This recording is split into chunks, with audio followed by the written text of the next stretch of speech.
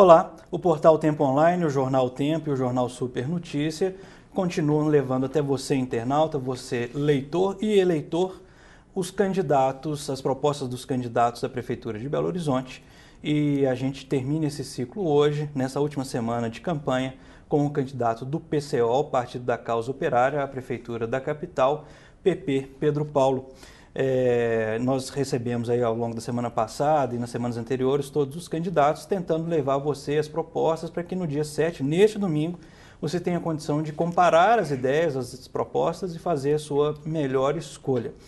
Ô, PP, é um prazer receber você aqui. O prazer é nosso, ficamos muito agradecidos por esse convite. Também participa dessa conversa conosco Letícia Silva, do portal Tempo Online, e também você, internauta, pode enviar sua pergunta que será respondida ao vivo pelo candidato PP. PP, eu estava conversando com você antes da gente começar aqui propriamente essa entrevista, às vezes, dificuldade de saber das suas atividades de campanha. Parece que você é um candidato diferenciado, que tem uma agenda mais enxuta e que tem outras intenções com essa sua candidatura. É isso mesmo? A nossa candidatura é uma candidatura de protesto. Nós utilizamos esse tempo final organizando a greve dos trabalhadores dos Correios. Então, nos dispusemos a fazer aquele embate junto ao TST e à direção da empresa. Nós entendemos as eleições como um jogo de cartas marcadas e procuramos, nesse sentido, abrir um conjunto de discussões, de denúncias e expor um programa da classe trabalhadora. Você acha que você chama eleição de carta marcada? O que você quer dizer com isso? Que existem um candidato, outro ou três que já... As eleições, elas estão marcadas pelo domínio, né, que hegemoniza aí todas as oligarquias. Então, os candidatos que estão dentro do processo a ganhar a eleição são marionetes dessas oligarquias. São pessoas que recebem verbas para lutar por um programa político dos patrões. Então, nesse sentido, a imprensa, não os oficiais, os trabalhadores da imprensa, mas a imprensa como um todo, ela vai ficar subordinada a esses interesses de classe, assim como a própria prefeitura. Então, nós procuramos debater essa situação que é verdadeiramente antidemocrática. O tempo de televisão, embora a televisão seja uma concessão pública, você vê que os candidatos, uma série deles, não só eu, mas como a Vanessa, o Tadeu Martins, por não termos deputados federais, somos cerceados de participar. Uma verdadeira aberração democrática. Participar dos debates. Dos debates, exatamente. Então, por aí afora, você vê os indícios de toda uma situação totalmente antidemocrática. Você gostaria de participar desses debates da televisão? Nós entendemos que é um direito de quem é candidato, que tem um programa, se há uma democracia, ele tem que expor. Porque senão o ouvinte que é interessado, que vai votar, como que ele vai ter acesso àquela posição se você é impedido pela própria norma do TSE, que contradiz o próprio TSE. Porque se as nossas candidaturas foram deferidas, por que o indeferimento da nossa propaganda? Entendi. PP, desde o começo da propaganda eleitoral na televisão, existe uma propaganda institucional do seu partido, né, que parece que é nacional, né, que deve ser, eu imagino que seja a mesma em outras capitais, por exemplo, que os dirigentes do partido falam mal da eleição, falam que a eleição é uma farsa e tudo mais. Mas como lançar um candidato? A gente pensa nisso uma contradição. É isso mesmo?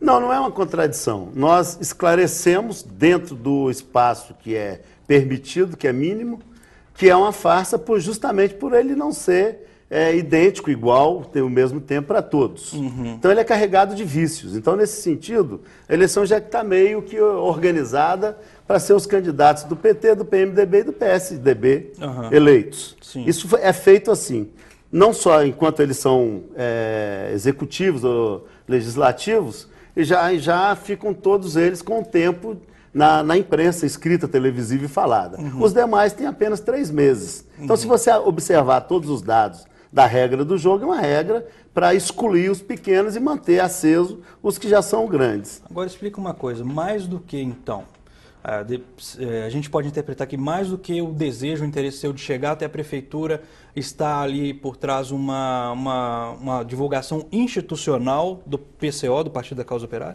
O nosso objetivo é fazer a discussão ideológica. levar um programa da classe trabalhadora. Por exemplo, um salário mínimo de R$ 2.700, que é um salário mínimo que voltaria a ter o trabalhador o poder de compra, que tinha quando foi instituído o salário mínimo em 1943, garantido pelo artigo 8º da Constituição Federal, uma coisa totalmente dentro do capitalismo burguês, que a própria burguesia impede que os trabalhadores tenham assento. Né? Então, quer dizer, todas essas medidas que são direitos dentro da disputa capitalista, que o trabalhador não tem direito a essas questões democráticas. O direito das mulheres é outra questão, Sim. que também não tem direito. Direito da juventude de ter acesso até a universidade sem passar pelo filtro do vestibular, que é uma obrigação do Estado. Quer dizer, então nós procuramos, dentro do tempo limitado que nós temos, de difundir, de propagandear essas posições de conotação ideológica. Que isso não vai ser feita no marco das próprias eleições, porque os candidatos não têm esse comprometimento com a população. Não deixa de ser uma janela útil e conveniente para o partido da eleição. Logicamente é uma brecha que nós entramos. Ô, Pepe, agora, falando de deferimento, você disse aí, você chegou a ter problemas com seu vice inicial, que é o Adilson Rosa, né? Isso. Teve um indeferimento, teve que trocar, agora tem um xará seu Pedro Paulo, né? É Pedro Paulo de Borba. O que ocorreu aí nessa história, nessa troca? No ano anterior, na última eleição, o Adilson ele entregou a documentação dele fora do prazo de financeira, né? Sim. Então o TSE julgou improcedente a candidatura dele. Curiosamente, não foi o mesmo que aconteceu com outras candidaturas, mas nós aproveitamos, recorremos, e na medida que a gente viu, a gente poderia continuar a recorrer, na medida que nós vimos que corria o risco dessa situação, nós colocamos um outro companheiro, que é o Pedro Paulo Borba, um ator, um companheiro nosso aí da cultura, do setor cultural. Isso que é importante perguntar, que assim, vocês têm uma causa, acredito que vocês conjuguem dessa ideologia, desses ideais do PCO.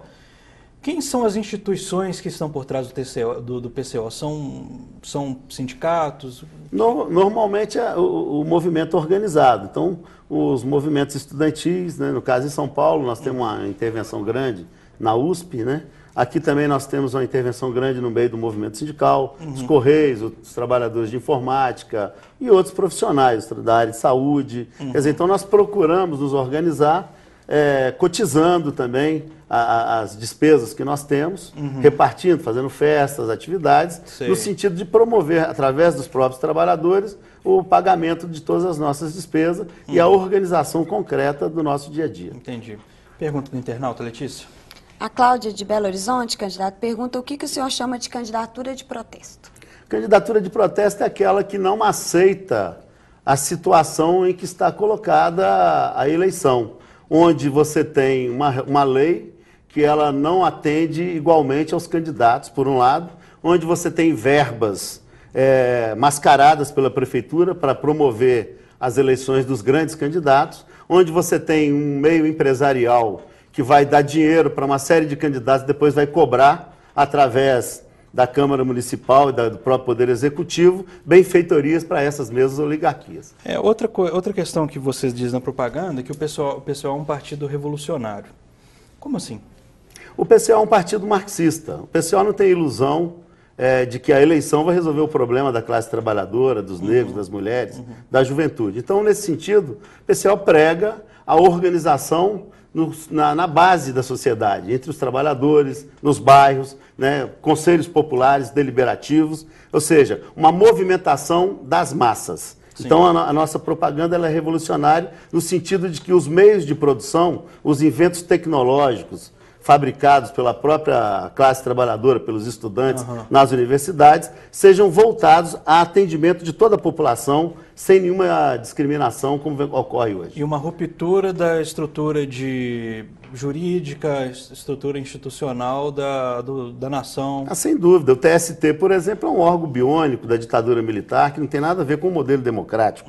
Ele só existe porque a democracia é uma faceta da ditadura da burguesia, que é 1% da sociedade, que controla os meios de produção e não repassa. Então nós temos uma contradição entre os meios de produção e as relações de produção. Então nós temos que mudar essa relação de produção, porque a tecnologia existente, ela não é repassada, socializada, porque tem uma ganância muito grande de 1% da sociedade. Pepe, você acha que o eleitor parte do eleitor conjuga desse pensamento, ou também o eleitor cada vez mais está se aburguesando, quer saber da melhor forma de tirar o carro dele da garagem, de diminuir o IPTU dele, poder consumir mais? Você não tem essa impressão? Não, o eleitor ele quer justamente ter tudo aquilo que seria melhor para o sustento dele e da sua família. O problema é que isso não é dado.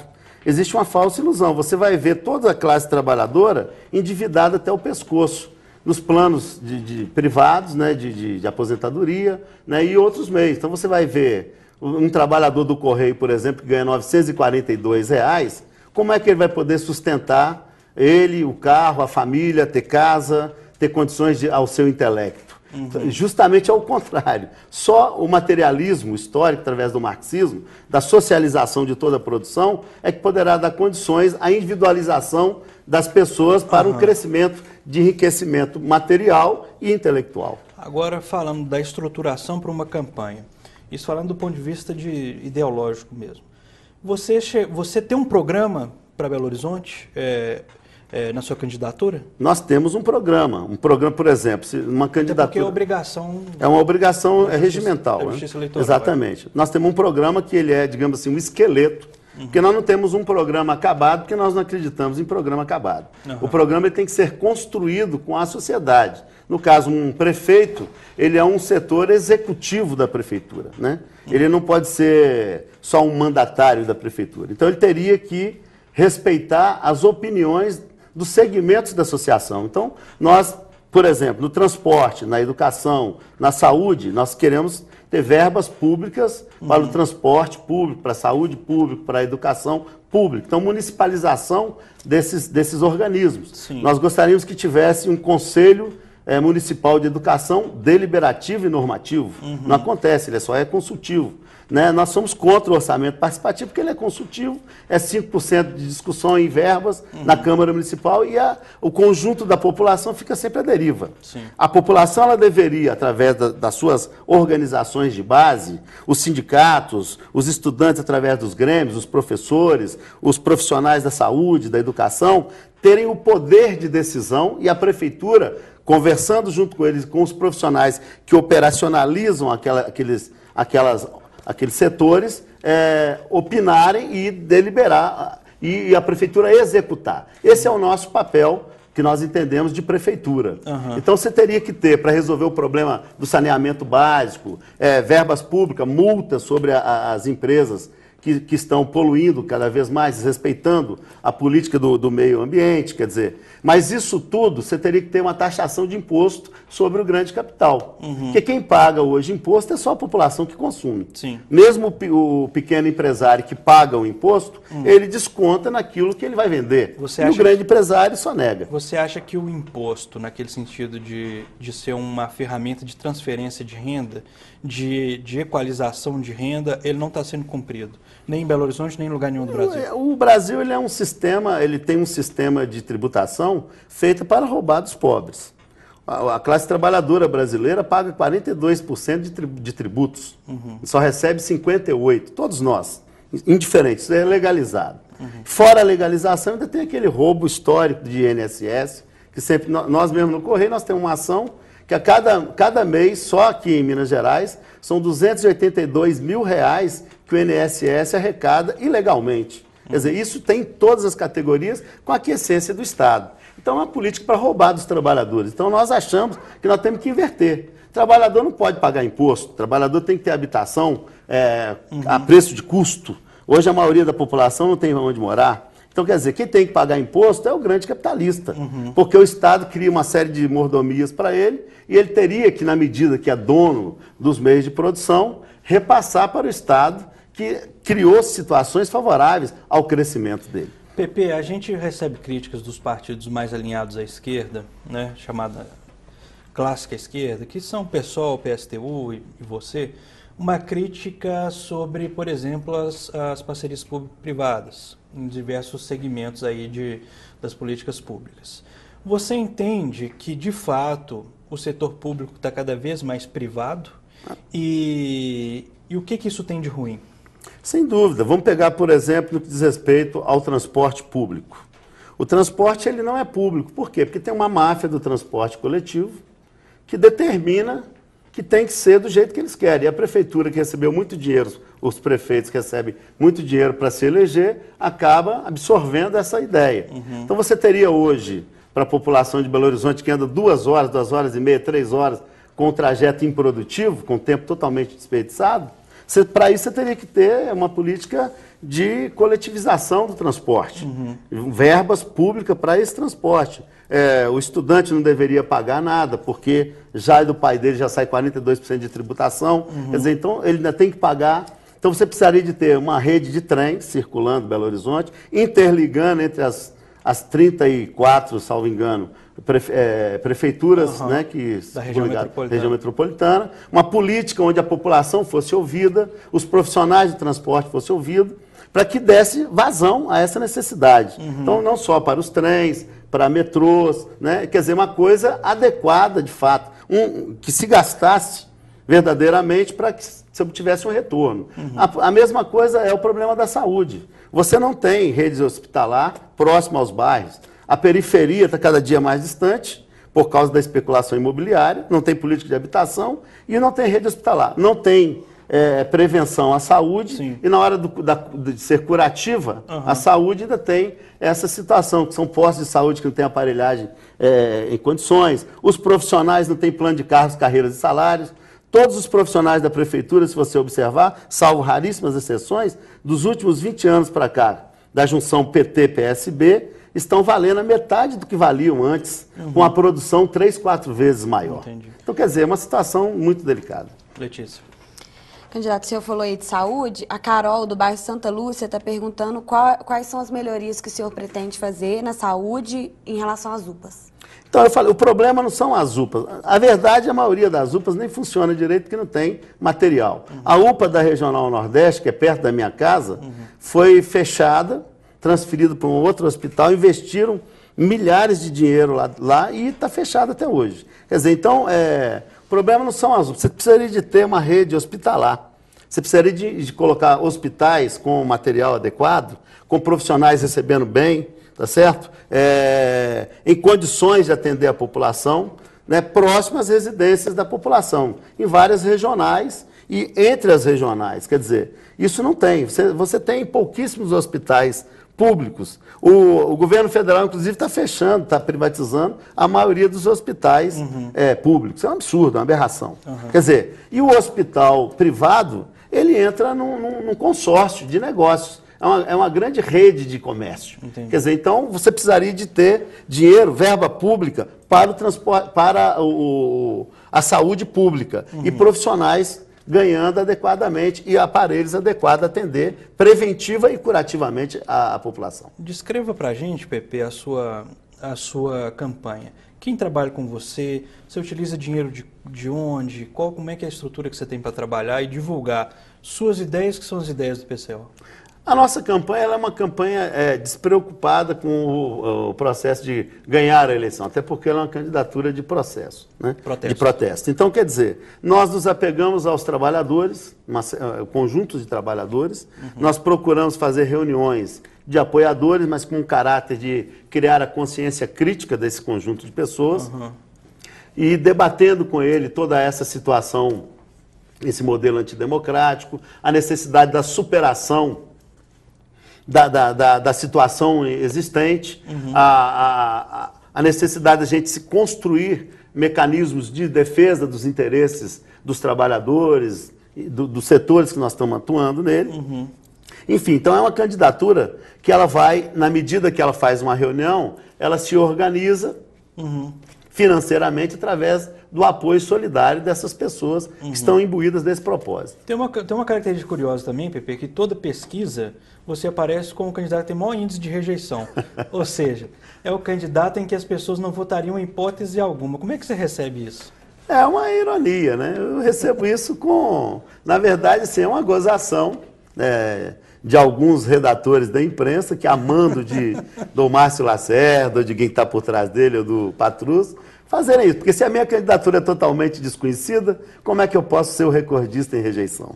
Já é uma primeira contradição. Segundo, se eu tenho 1% de índice, não poderia ter jamais 34% de rejeição. Você entendeu? Então significa que você seria bem conhecido. Significa dizer que eu seria muito bem conhecido. Né? Quer dizer, ou eu sou muito bem conhecido e não tenho menos de 1%, 0%, ou tem alguma brincadeira por trás. Eu imagino que eles se preocupam muito com o nosso programa, porque ele é um programa que é para discutir um partido do futuro, que é um partido operário revolucionário. Esse é o nosso propósito. Então, como nós somos pequenos, eles tentam matar o negócio no nascedouro, coisa que não vai acontecer. Eu pediria para você deixar a sua mensagem final para o eleitor de Belo Horizonte. Não, eu entendo que os eleitores eles têm que analisar com bastante desconfiança essa pretensa democracia, onde a cada dia que passa a classe trabalhadora continua com o poder de compra mais rebaixado e com a produtividade maior. Os estudantes continuam sendo penalizados, não tem nem passe livre, né? E a população continua cada vez mais com epidemias e endemias. Então, que analisassem bem isso daí e que entendessem que o processo vai se dar na luta entre classes. É a classe trabalhadora com o conjunto dos oprimidos contra aqueles nossos algozes que nos exploram. E falando do recém-falecido Eric Hobsbawm, que morreu ontem, ele que descreveu bem a situação de trabalho do período da Revolução Industrial, nós estamos voltando a essa característica. Dessa vez como sátira, como dizia o Marx, né? É uma coisa que mostra que o modelo capitalista já deu tudo que tinha que dar. Depois de muita roubalheira, ainda continua uma crise violenta em todo o norte da Europa, a Ásia, agora a América Latina toda, e o Brasil não vai ser exceção. Nós estamos vendo a inflação aí toda sendo escanteada, escondida, mas ela vai vir e os trabalhadores é que vão ter que pegar no chifre do boi e resolver os seus problemas. Pepe, muito obrigado pela sua presença e boa sorte. Eu que agradeço a todos os trabalhadores aqui do Tempo, desejo uma boa sorte e coloco o nosso partido à disposição de todos vocês. Obrigado. Muito obrigado. Obrigado, Letícia. Obrigada. Obrigado você que também nos acompanhou. E lembrando que a Sempre Editora contribuiu para levar a vocês as propostas, as ideias dos candidatos de Belo Horizonte e torce para que vocês, no dia 7 de outubro, possam fazer a sua melhor escolha. Essa entrevista do PP estará amanhã nos jornais O Tempo e Super Notícia. Então, até a próxima.